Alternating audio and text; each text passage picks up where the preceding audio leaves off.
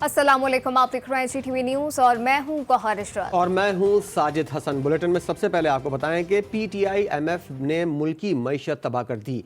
3.5 साल में इमरान खान ने सिर्फ तबाही और बर्बादी के सिवा कुछ नहीं किया। बिलावल भुट्टो ने वज़ीर-ए-आज़म इमरान खान से इस्तीफ़ा मांग लिया। कहा लॉन्ग मार्च खुशी से नहीं, आवाम की परेशानी के बाइस कर रहे हैं। तहरीक अदम एतमाद के लिए तमाम जमातों से बातचीत जारी है। पीका तरमीमी ऑर्डिनेंस और EVM पर हुकूमत ने हट धर्मी का मुजाहरा किया है। इमरान खान की हुकूमत सिर्फ तबाही लाई। PDM और पीपल्स पार्टी इशूज पर बात कर रहे हैं। जमहूरी हुकूमत का खात्मा जमहूरी अंदाज से ही चाहते हैं। खान साहब को फिल फॉर इस्तीफा देना चाहिए, तो उसका इज्जत इस बात में होगी कि वो इस्तीफा दे। खुद कहा है माजी में कि अगर वो वजीर आजम होता और 50 लोग कहीं जगह होके उसका इस्तीफा का मुतालबा करते तो वो शर्म से इस्तीफा दिलवा देता। पाकिस्तान पीपल्स पार्टी और बाकी PDM के जमातें हमारा अदम एतमाद के सिलसिले में भी अपनी कोशिश जारी है और इन इश्यूज पे डिस्कशंस भी जारी। पीका का ऑर्डिनेंस आया है जो EVMs पे ओवर स्पीच पे उन्होंने यूनिलैटरल इलेक्टोरल रिफॉर्म्स पास करवाया है, इलेक्शन कमीशन को कमजोर करने की कोशिश किया है। ये सारे इश्यूज को एड्रेस करना पड़ेंगे कि हम साथ मिलकर काम करेंगे तो जरूर हम इस हुकूमत को सियासी नुकसान पहुंचाएंगे। नून लीग की सदर शहबाज शरीफ ने दावा किया है कि तहरीक अदम एतमाद पर मुकम्मल इत्तफाक और यकसुई है। तैयारी मुकम्मल हो गई तो अदम एतमाद पेश कर देंगे। बलूचिस्तान के मसाइल को खुलूस दिल के साथ हल करना होगा। बलूचिस्तान नेशनल पार्टी के सदर सरदार अख्तर मेंगल का कहना था कि दिन गुजरने के साथ लोगों में मायूसी बढ़ रही है। मायूसी नाराजगी और नाराजगी नफरत में बदल जाती है और नफरतें बढ़ने से बगावत की नौबत आ जाती है।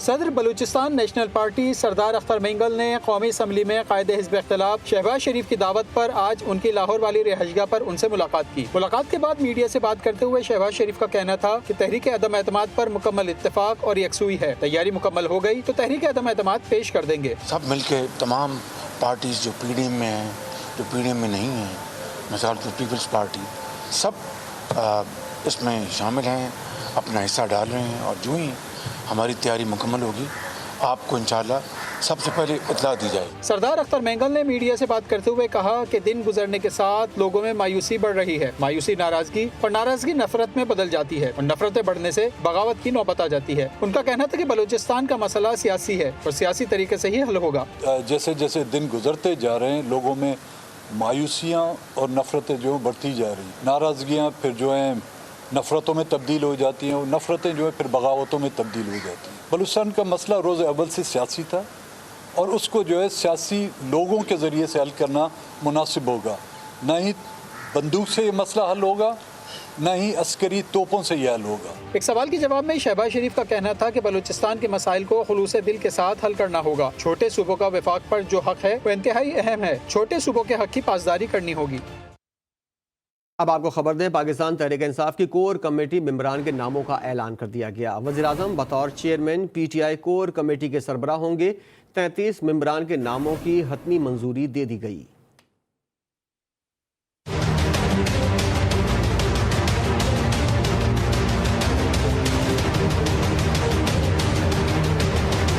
पाकिस्तान तहरीक इंसाफ की कोर कमेटी के 33 मेंबरान के नामों की हतमी मंजूरी का notification secretary general PTI Asad Umar ने जारी किया। Notification chairman PTI Imran Khan की मंजूरी के बाद जारी किया गया। कमेटी में शाह महमूद कुरैशी, असद उमर, आमिर महमूद कियानी, फवाद चौधरी, परवेज खटक और शफकत महमूद शामिल हैं। नोटिफिकेशन के मुताबिक अली जैदी, हमाद अजहर, महमूद खान, शीरी मजारी, उस्मान भट्टी भी कमेटी का हिस्सा होंगे। चौधरी सरवर, एजाज चौधरी, मुराद सईद, मियां महमूद रशीद, सरवर खान, आमिर डोगर, आजम सवादी भी कोर कमेटी के रुकन मुकर्रर कर दिए गए। कमेटी में मखदूम खुसरो बख्तियार, इमरान इस्माइल, असद कैसर, सैफुल्ला नियाजी, कासिम खान सूरी और अली अमीन गंडापुर भी शामिल हैं। वज़ीर-ए-आज़म इमरान खान बतौर चेयरमैन PTI कोर कमेटी के सरबराह होंगे। वज़ीर-ए-आज़म ने मुआशी टीम का अहम इजलास कल बनीगाला में तलब कर लिया, जिसमें वज़ीर-ए-आज़म मौजूदा सूरत हाल पर ब्रीफिंग देंगे। ऑपोजिशन का लॉन्ग मार्च और तहरीक अदम एतमाद करप्शन बचाने का मंसूबा है। वफाकी वज़ीर शफकत महमूद कहते हैं कि ना लॉन्ग मार्च कामयाब होगा, ना ही तहरीक अदम एतमाद आएगी। वज़ीर दिफा परवेज खटक ने इस पे इख्तलाफ में टूट फूट की पेशगोई भी कर दी। परवेज खटक ने कहा कि तहरीक अदम एतमाद इमरान खान की हुकूमत को मजीद मजबूत बना देगी। सियासी दादागिरों से आवाम को निजात मिलेगी। कुछ लोग जो कन्विक्ट भी हो चुके हैं और एक कन्विक्टेड जो है वो बाहर बैठा है, वो बैठ के एकदम इकट्ठे हो के और हर किस्म की बातें उन्होंने शुरू कर दी हैं कि हम वोट ऑफ नो कॉन्फिडेंस करेंगे, हम ये करेंगे, वो करेंगे। अगर वो इतने कॉन्फिडेंट हैं तो इंतज़ार किस चीज़ का है? मैं आपको कर रहा हूँ कि ये खोखले नारे हैं, कुछ भी नहीं है। हर दूसरे तीसरे महीने कह देते थे हम इनको हुकूमत गिरा देंगे, हुकूमत जारी है, तो है तो दिखाएं ना। ऑपोजिशन के 7 MNAs मेरे से राब्ते में है और इंशाल्लाह वक्त आएगा तो मैं इनको दिखाऊंगा, अगर ये हमारे तोड़ेंगे तो इंशाल्लाह मैं इनके तोड़ के दिखाऊंगा कि ये हमारे साथ खड़े। और लोगों के साथ भी बात हो रही है, तो ये अदम-ए-एतमाद का जो किस्सा है ये एक ड्रामा है। किसी के पास इतने MNAs नहीं है, किसी के पास 2 हैं, किसी के पास 3 हैं, उससे अदम-ए-एतमाद नहीं आता। जहांगीर भी सोचेगा, अदम-ए-एतमाद नाकामयाब होगा। वफाकी वजीर मनसूबाबंदी असद उमर का कहना है कि माजी में ऐसे हुक्मरान आए जिन्होंने कौम का नहीं अपनी ज़ात का सोचा। सबको मालूम है कि किस तरीके से लीडरों ने मुल्क को बेचा। इक़्तिदार संभाला तो मुल्क में माशी बहरान था। नया पाकिस्तान किसी के सामने सर झुकाने के लिए तैयार नहीं। वफाकी वज़ीर का कहना था कि सर्दियां शुरू होती हैं तो PDM की बीमारी भी आ जाती है। सर्दियां खत्म होते ही PDM की बीमारी भी खत्म हो जाएगी, कोई नुकसान नहीं पहुँचाएगी। बदकिस्मती से यहाँ पर सूरत हाल ऐसी शुरू हुई कि हुक्मरान हमारे ऐसे आए जिन्होंने कौम की नहीं अपनी जात की सियासत की। छुपी हुई बातें नहीं है, किताबें छप चुकी हैं कि किस तरीके से पाकिस्तान के लीडरों ने पाकिस्तान को बेचा। आप पिछले 3-3.5 साल से एक नया पाकिस्तान देखते हुए नजर आ रहा है। ये नया पाकिस्तान किसी के सामने सर झुकाने के लिए तैयार नहीं है। वो सर्दियां शुरू होती हैं तो PDM की बीमारी शुरू हो जाती है। वो जैसे ही सर्दियां खत्म होती हैं तो उसके बाद वो बीमारी खत्म हो जाती है। तो ये मार्च का महीना शुरू होने वाला है। इस सर्दियों का ये आखिरी महीना इस बीमारी का। इस महीने के बाद आपको इंशाल्लाह ताला इसकी तरफ से कोई तकलीफ नहीं होगी। नून लीग के रहनुमा राना सनाउल्लाह ने दावा किया है कि हुकूमत ने असम्बलियां तोड़ने का जहन बना लिया है। अदम एतमाद के लिए तैयारी मुकम्मल है। फैसला नवाज शरीफ ने करना है कि कब ये तहरीक लानी है। वज़ीर आज़म और वज़ीर आला कौन होगा, ये सब फैसले नवाज शरीफ के हाथ में हैं। इत्तेहादी जो बज़ाहिर तो हुकूमत के साथ हैं मगर हकीकत में वो नवाज शरीफ की तरफ देख रहे हैं।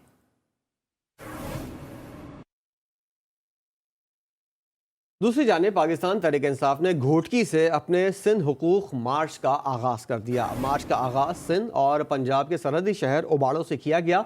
मार्च की क़यादत वज़ीर ख़ारजा शाह महमूद कुरैशी और वफाकी वज़ीर अली ज़ैदी कर रहे हैं।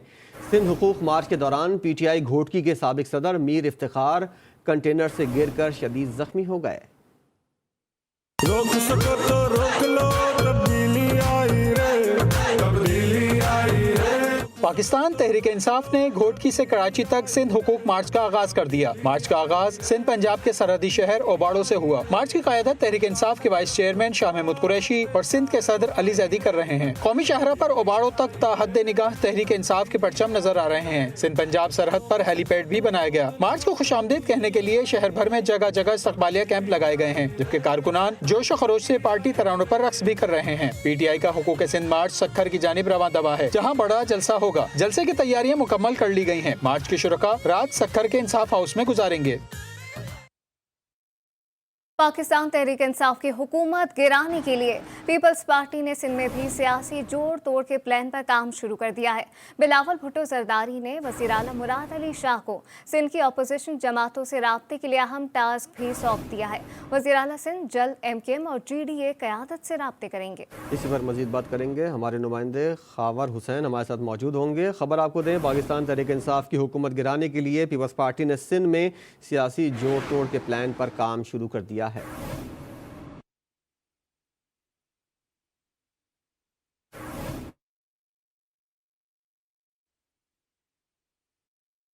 दीगर खबरें शामिल करें। आपको बताएं कि यूक्रेन ने रूस से मुज़ाकरात की पेशकश मुस्तरद कर दी, जिसके बाद फौजी कार्रवाई पूरी कुव्वत के साथ दोबारा शुरू कर दी गई है।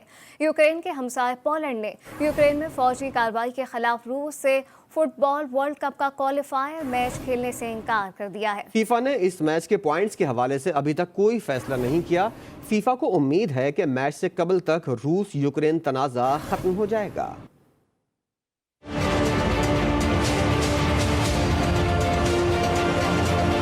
रूसी सदारती महल क्रेमलिन के बयान के मुताबिक यूक्रेन ने मुज़ाकरात की पेशकश मुस्तरद करके तनाज़े को तूल दिया है, जिसके बाद रूसी फौज ने पेशकदमी दोबारा शुरू कर दी। क्रेमलिन तर्जुमान दिमित्री पेस्कोव ने आज मीडिया ब्रीफिंग में बताया कि मुतवक्का मुज़ाकरात के पेश नजर रूसी सदर व्लादिमीर पुतिन ने जुम्मे को रूस के मरकजी फौजी दस्तों को पेशकदमी रोकने के अहकाम दिए थे, लेकिन अब यूक्रेन ने मुज़ाकरात से इनकार कर दिया, जिसके बाद आज दोपहर से फौजियों ने पेशकदमी दोबारा शुरू कर दी।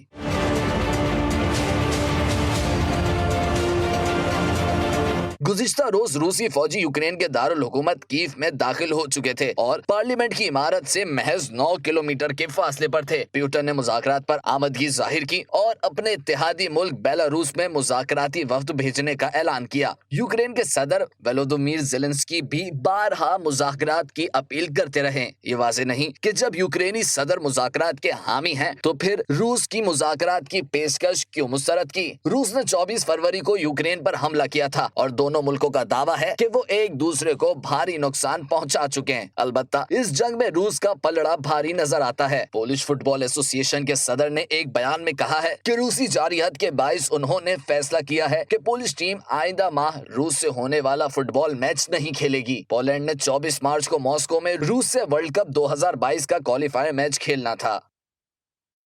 जंग से नफरत तो सभी करते हैं, जंग है ही ऐसी चीज। सोशल मीडिया पर वायरल वीडियो में 2 बच्चों ने रूस और यूक्रेन से जंग नहीं, अमन और मोहब्बत की अपील कर दी। बच्चों के इस तर्ज अमल को दुनिया भर में सराहा जा रहा है। खबरें और भी शामिल करेंगे, लेकिन अभी एक ब्रेक। हमारे साथ रहिए। कराची में कब्जा माफिया ने रफाई प्लॉट्स के बाद आसार कदीमा की इमारतों को भी ना बख्शा। लियारी ककरी ग्राउंड के करीब वाक़े तारीखी खूबसूरत इमारत बिल्डर के हत्थे चढ़ गई। गैर कानूनी तामीरात की निशानदही करने पर जीटीवी टीम को बिल्डर के कारिंदों ने धमकियां दी और कवरेज से भी रोका। मजीद जानते हैं नज़ीर मेमन की इस रिपोर्ट में।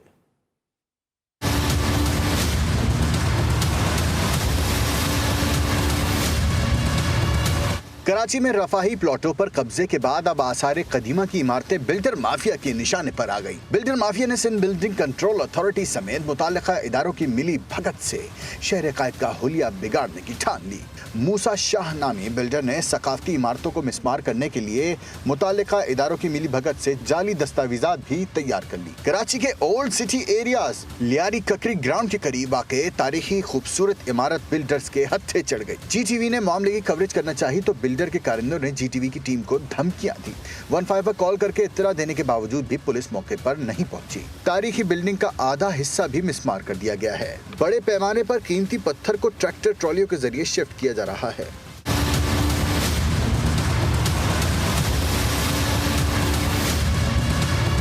जीटीए रहनुमा नुसरत सहर अब्बासी ने जीटीवी न्यूज से खुसूसी गुफ्तगू में कहा कि बिल्डर माफिया ने पूरे कराची को तबाह कर दिया है।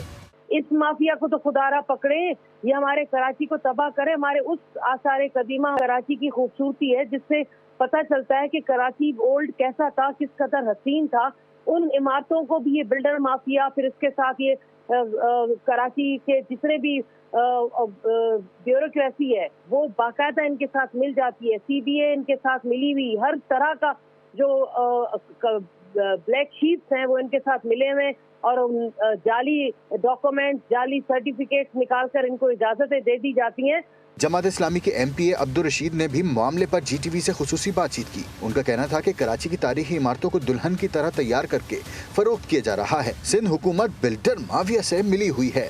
सिंध बिल्डिंग कंट्रोल अथॉरिटी के राशि ऑफिसर्स हुकूमती अहदेदारान के साथ मिल करके मुस्तकिल ऐसी इमारतों को बेच रहे हैं, ऐसी इमारतों को गिरा रहे हैं, उनके ऊपर नए प्लाजे तामीर हो रहे हैं, उनको रेनोवेट करते हैं, उन पुरानी बिल्डिंगों को दोबारा नए सिरे से कॉस्मेटिक करके दुल्हन बनाया जाता है और फरोख्त किया जाता है।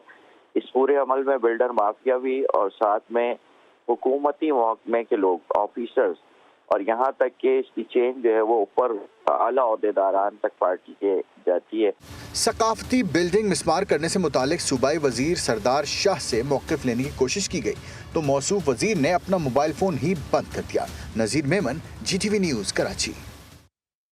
कराची की तारीखी इमारतों को गिराने वालों की सरपरस्ती पुलिस अहलकार कर रहे हैं। पुलिस अफसरान सहाफ़ियों को तहफ़्फ़ुज़ फराहम करने के बजाय बिल्डर्स से मुलाकातें कर रहे हैं। इसी पर मज़ीद बात करते हैं नुमाइंदा GTV न्यूज़ नज़ीर मेमन से। जी नज़ीर, मज़ीद तफसीलात से आगाह कीजिएगा।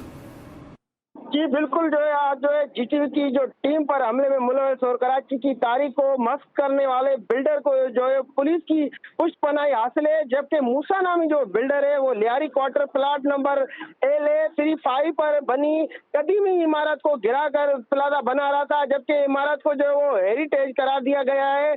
गुज़िश्ता रोज जो GTV की टीम दौरान कवरेज उसी प्लाट पर जो गई तो वहाँ पे उनको धमकियां दी गई और रद्द किया गया था, जबकि जो बगदादी थाने की पुलिस अफसर है रेंट फ्री और तारीखी अहमियत के हामिल इमारत को बचाने के बजाय बिल्डर्स की सरपरस्ती पुलिस एहलकार कर रहे हैं। नज़ीर मेमन तफसीलात से आगाह कर रहे थे, आपका शुक्रिया।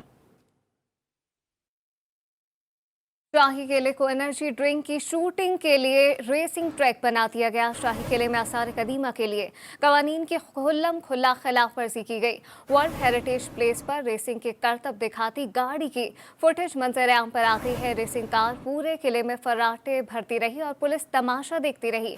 वर्ल्ड हेरिटेज साइट पर रेसिंग कार की शूटिंग वर्ल्ड सिटी पर सवालिया निशान है। शाही किला लाहौर में कारों की ड्रिफ्टिंग के मामले पर वर्ल्ड सिटी इंतजामिया ने कमिश्नर और कमिश्नर ऑफिस ने वर्ल्ड सिटी इंतजामिया को कसूरवार ठहरा दिया। तर्जुमान वर्ल्ड सिटी ने कहा, PCB की टीम गुज़िश्ता रोज़ ट्रांसपोर्टेशन शूट के लिए किला लाहौर पहुंची थी, जिसे PCB ने कमिश्नर ऑफिस के जरिए WCLA को रेफर किया था। कार ड्रिफ्टिंग दरअसल कैसी होगी, इस बारे में तफसीलात वर्ल्ड सिटी अथॉरिटी को नहीं बताई गई थी। लाहौर के शाही किले में कार ड्रिफ्टिंग के वाक़े पर वज़ीर आला पंजाब उस्मान बुस्तान ने नोटिस ले लिया है। वज़ीर आला कहते हैं कि तारीख़ी विरसे में ऐसा वाक़या नाकाबिले बर्दाश्त है। ड्रिफ्टिंग की इजाज़त देने वाले अफसरान के खिलाफ कार्रवाई होगी। वज़ीर आला ने DG world city of Lahore authority से रिपोर्ट तलब कर ली है। बुलेटिन में खबरों का सिलसिला जारी रहेगा, एक ब्रेक के बाद हमारे साथ रहिए।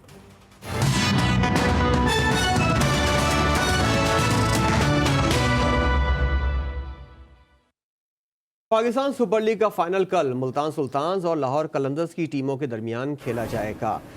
लाहौर कलंदर्स के अहम खिलाड़ी राशिद खान पाकिस्तान वापस आ रहे हैं। मुल्तान सुल्तान्स के टिम डेविड ने भी फाइनल के लिए पाकिस्तान वापसी का ऐलान कर दिया है। अफगान स्पिनर राशिद खान बांग्लादेश के खिलाफ सीरीज खेलने के लिए PSL अधूरा छोड़ गए थे।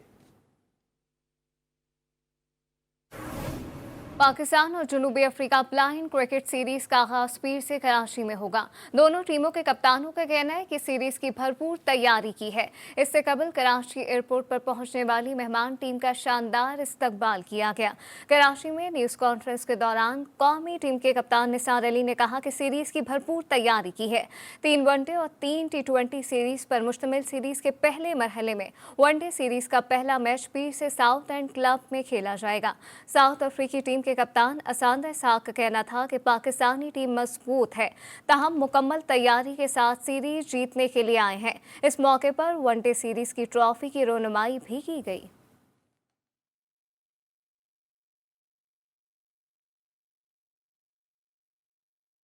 जिंदगी कभी इतनी मुश्किल ना थी। भारत में सियासी रहनुमा को मास्क लगाना ही नहीं आया। मास्क को पहले टोपी बनाया तो कभी कुछ और।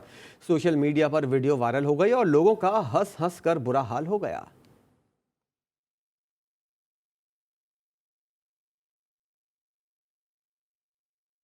मुहावरा है कि जैसा करोगे वैसा भरोगे। इंडोनेशिया में स्कूल के तुलबा को मोबाइल फोन्स रखना महंगा पड़ गया। मुकामी स्कूल में टीचर्स ने मोबाइल लाने पर तुलबा के फोन जब्त कर लिए। टीचर ने एक ड्रम में आग लगाई और मोबाइल फोन्स जला दिए।